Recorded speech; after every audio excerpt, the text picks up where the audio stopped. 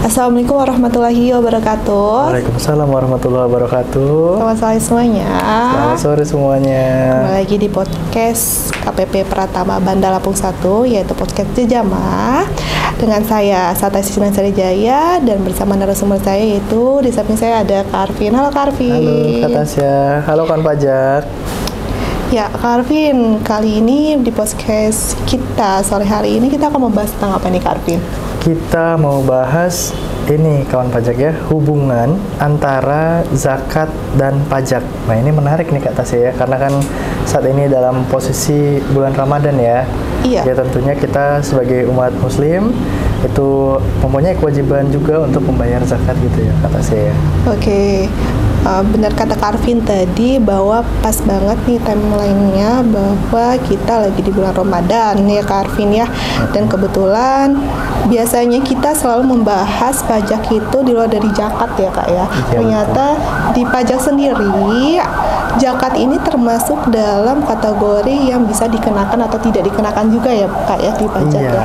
Betul. Nah Kak, kalau kita berbicara tentang zakat atau sumbangan keagamaan, nanti akan membahas tentang semua yang dapat dikurangkan atau hanya membahas zakat yang tidak dapat dikurangkan aja Kak? Kita kali ini fokusnya adalah zakat untuk menjadi pengurang dari pajak ya kata saya. Jadi zakat itu sifatnya dapat dikurangkan dari penghasilan bruto seperti itu. Oke, berarti kata kuncinya adalah zakat itu sebenarnya bisa dikurangkan dari penghasilan bruto wajib pajak itu ya Kak ya. Oke, kalau kita melihat lagi zakat dari segi perpajakan, kita dapat membahas yang pertama kriteria zakat atau sumbangan keagamaan itu bagaimana aja ya Kak ya. Benar. Oke. Terus yang kedua nanti kita juga akan membahas tentang tata cara pengurangan zakat, terus tata cara pelaporan sampai dengan badan atau lembaga yang ditetapkan sebagai penerimaan zakat atau sumbangan keagamaan yang sifatnya wajib ya. Benar kata saya. Oke. Kak, kita di dasar hukumnya dulu nih Kak, kita nggak akan jauh-jauh karena kita tahu bahwa perpajakan itu harus ada dasar hukumnya. Kalau dasar hukum sendiri di dunia perpajakan khusus zakat itu apa aja sih Kak? Baik kata saya, setidaknya ada 5 ya kawan pajak untuk dasar hukum yang berkaitan antara pajak dengan zakat. Yang pertama ada di Undang-Undang Harmonisasi Peraturan Perpajakan Pasal 4 dan Pasal 9. Kemudian juga ada Peraturan Pemerintah Nomor 60 Tahun 2010, Peraturan Menteri Keuangan Nomor 54 Tahun 2010, Peraturan Dirjen Pajak Nomor 6 Tahun 2011, dan Peraturan Dirjen Pajak Nomor 15 Tahun 2022. Ini kata saya yang lebih barunya.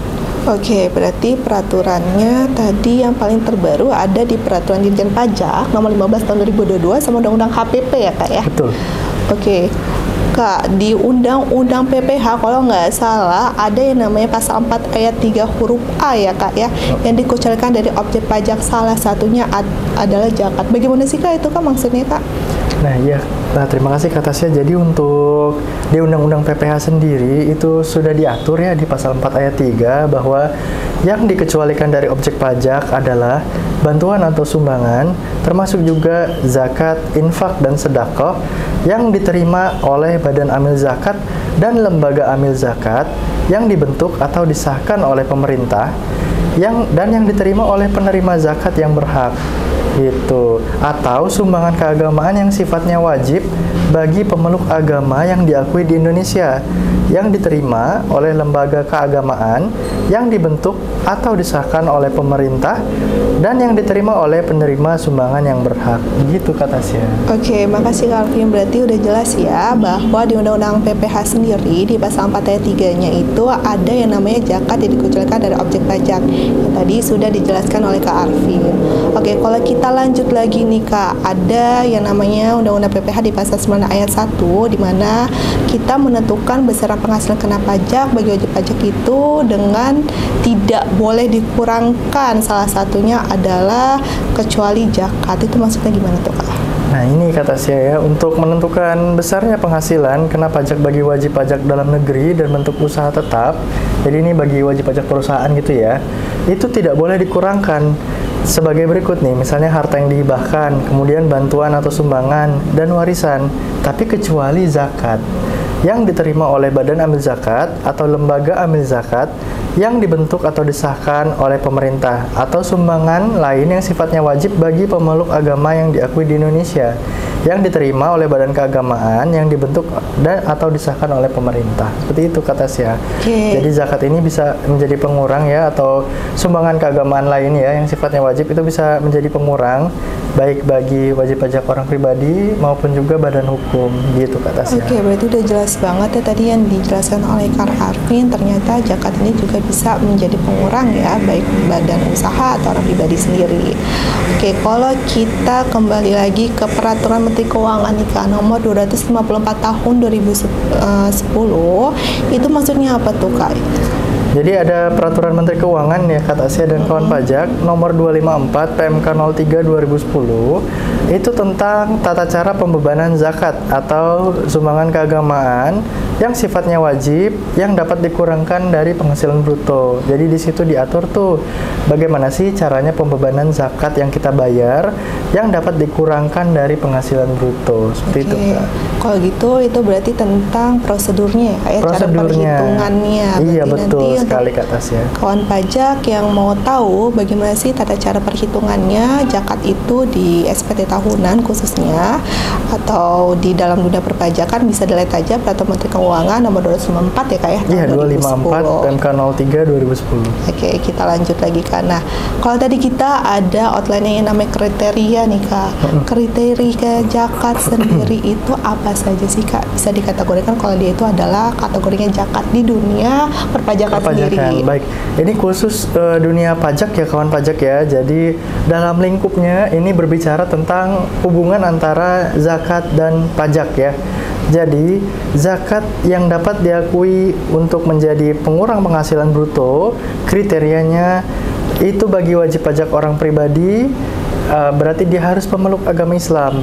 Apabila wajib pajak badan dalam negeri dimiliki atau ownernya atau pemiliknya itu adalah pemeluk agama Islam, itu pertama.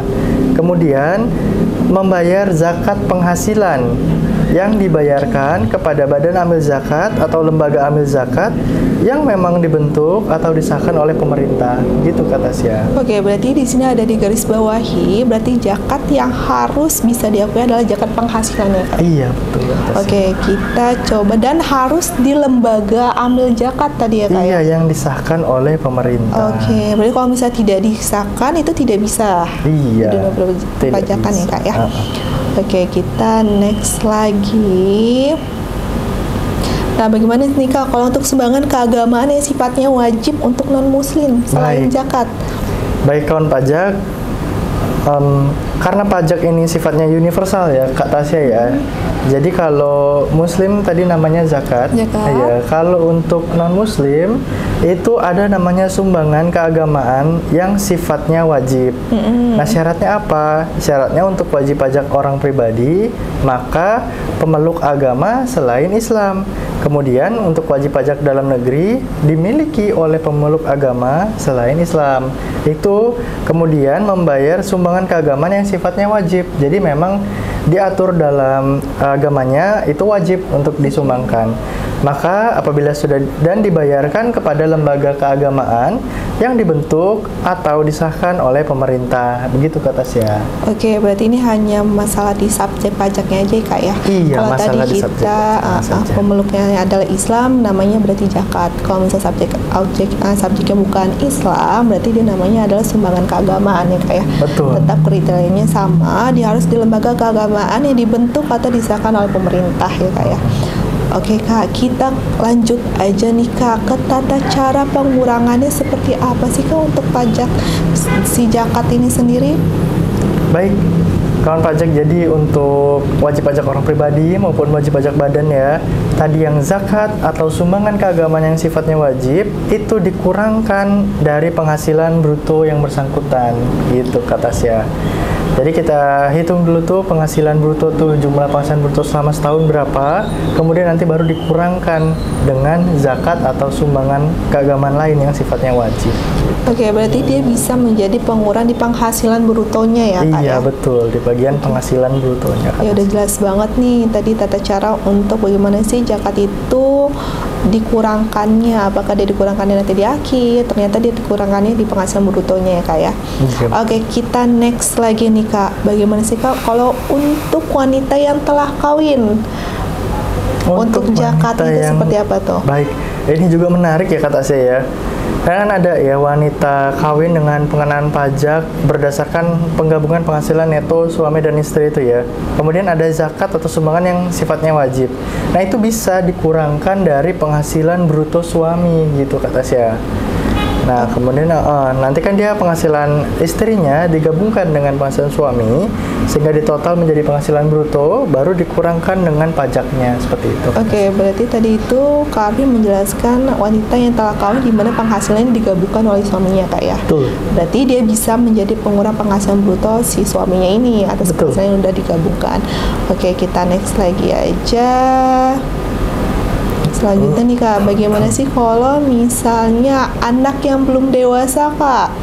Baik. Dia memiliki zakat nih. Nah ini juga Untuk perhitungannya gimana nih, Kak? tadi kan yang wanita kawin yang penghasilannya digabungkan ya dengan suami. Iya. Nah kalau misalnya dia ada pemisahan harta atau perjanjian pemisahan harta atau ingin menjalankan kewajiban perpajakan sendiri, maka zakat yang dibayar oleh wanita kawin tersebut bisa menjadi pengurang penghasilan bruto dari wanita kawin tersebut seperti itu. Kemudian untuk anak yang belum dewasa, maka zakat atau sumbangan keagamaan yang sifatnya wajib yang dibayarkan oleh si anak tadi dapat dikurangkan dari penghasilan bruto orang tuanya. Gitu. Dapat menjadi pengurang penghasilan bruto dari orang tuanya. Oh, karena dia masih dalam tanggungan orang tua gitu ya, Kak ya. Iya. Oke, NPWP-nya itu berarti di sini secara langsung dia masih bergabung sama orang tuanya. Orang tuanya betul. Oke. Kalau kita tadi sudah masuk ke dalam tata cara perhitungan, sekarang kita mau tanya deh, Kak. Saya mau nanya nih, kalau untuk tata cara pelaporan sendiri itu gimana tuh, Kak? Oke, untuk zakat dan sumbangan keagamaan yang sifatnya wajib itu nanti dilaporkan di SPT tahunan PPH yang bersangkutan pada tahun pajak di mana penghasilan diterima atau diperoleh, atau pada tahun pajak di mana zakat atau sumbangan keagamaan yang sifatnya wajib dibayarkan gitu kata saya. Jadi pada tahun yang sama dengan tahun pembayarannya. Oke, berarti udah jelas ya kawan pajak bahwa pelaporannya itu tetap dilaporkan di SPT tahunan, di mana SPT tahunannya yaitu adalah tahun yang bersangkutan. Di zakat itu misalnya di tahun 2022, berarti itu untuk pelaporan di tahun 2022 ya, Kak ya? Iya. Tidak bisa untuk 2023 ya, Kak ya? Tidak bisa untuk Oke. 2023. Jadi hanya tahun yang bersangkutan. Gitu. Oke, kalau gitu ini udah jelas banget nih tadi kita membahas tentang tata cara perhitungan, tata cara pelaporan, sampai dengan bagaimana sih kalau misalnya subjek pajaknya adalah wanita kawin yang memiliki penggabungan penghasilan ataupun terpisah. Oke, kalau misalnya nih Kak, kita coba lagi untuk tata cara pelaporan pajak sendiri untuk zakat, apakah harus ada bukti-bukti yang dilampirkan atau tidak perlu kita mengira-ngira aja nih estimasi, oh ternyata saya sudah membayar zakat, udah ditaruh aja dicantumkan, tanpa harus ada lampiran-lampiran lainnya. Betul kata saya, ini juga penting ya kawan pajak ketika ingin melaporkan SPT tahunan, maka fotokopi bukti pembayaran zakat atau sumbangan yang keagamaan yang sifatnya wajib dalam bentuk bukti pembayaran langsung, bukti transfer rekening bank atau bukti pembayaran via ATM itu nanti dilampirkan dalam SPT tahunannya, seperti itu. Kalau misalnya tidak dilampirkan, bagaimana tuh Kak? Kalau tidak dilampirkan, maka nanti akan disampaikan surat permintaan kelengkapan. Oke. Kelengkapan oleh KPP kepada wajib pajak bersangkutan, seperti itu. Oke, kalau tadi kita sudah membahas zakat yang dapat dikurangkan dari penghasilan bruto, sekarang tadi saya mau nanya nih Kak, ada kriteria zakat yang tidak dapat dikurangkan dari penghasilan bruto. Itu apa aja sih Kak? Oke, jadi kawan pajak ya, zakat tadi ada yang dapat menjadi pengurang penghasilan bruto, namun juga ada juga yang tidak dapat dikurangkan. Nah, contohnya adalah yang tidak dibayarkan kepada badan amil zakat atau lembaga amil zakat atau lembaga keagamaan yang dibentuk atau disahkan oleh pemerintah. Dan yang kedua yaitu yang bukti pembayarannya tidak memenuhi ketentuan sebagaimana dalam pasal 2 ayat 2 Peraturan Dirjen Pajak nomor 6 tahun 2011. Oke, berarti udah jelas banget ya kawan pajak. Tadi yang Kak Arvin bilang bahwa kata kuncinya dia tidak dapat dikurangkan jika tidak dibayarkan kepada BAS atau LAS ya, atau lembaga keagamaan yang dibentuk atau disahkan pemerintah. Terus yang kedua, tidak memenuhi ketentuan dalam pasal 2 ayat 2 bukti pembayarannya ya Kak ya. Betul. Oke. Kalau misalnya nih Kak, kita membuka SPT tahunan sekilas saja nih ya Kak ya. Iya. Nah, di induknya itu, nah dia itu adanya di poin berapa tuh Kak? Nah, iya kawan pajak, kalau misalnya di induk ya, di induk SPT 1770 atau 1770S, nah itu kawan pajak bisa masukkan di bagian penghasilan neto, di bagian atas itu. Nanti di poin ke-6 ada zakat atau sumbangan keagamaan yang sifatnya wajib. Nah, kemudian kalau misalnya di SPT tahunan badan ya, kata saya ya, di SPT tahunan badan itu adanya di lampiran 1771 strip 2 di bagian biaya lainnya. Nah, itu bisa dimasukkan di biaya usaha lainnya, di bagian biaya lainnya atau poin nomor 11. Oke, berarti jelas banget bahwa kalau yang tadi orang pribadi emang udah langsung ada tulisannya zakat ya Kak ya di betul. induknya. Kalau di badan usaha ternyata dia masuk ke biaya yang lainnya Biaya ya Kak lainnya, ya. betul. Di 1771 formulir kedua. Oke. Mungkin itu aja nih Kak Arvin, karena benar-benar sudah tadi kita bahas mulai dari kriteria, tata cara perhitungan sampai dengan pelaporan. Ternyata zakat ini yang kita ketahui, zakat yang kita bayarkan tidak semuanya bisa dikurangkan. Ada beberapa yang bisa dikurangkan penghasilan bruto dan ada juga yang tidak bisa dikurangkan. Ternyata zakat itu berbeda perhitungnya kalau di dunia perpajakan ya Kak Arvin ya. Mungkin itu saja untuk dari Kak Arvin sendiri, ada tambahan? Sudah cukup itu saja. Selamat menjalankan ibadah puasa ya bagi kawan pajak yang menjalankan. Selamat berlibur juga kepada kawan pajak seluruhnya ya. Iya, semoga kawan pajak sehat selalu. Dan mudah-mudahan yang sedang menjalankan ibadah puasa atau Ramadan dilancarkan sampai akhir ya Kak ya. Betul. Ya, akhir kata saya Sata Sisnan Srijaya dan bersama rekan saya Arvinsa pamit mohon undur diri dan mohon maaf ya sebesar-besarnya jika banyak kesalahan kata. Dan saya ucapkan baik terima kasih. Wabillahi taufiq wal hidayah. Wassalamualaikum warahmatullahi wabarakatuh.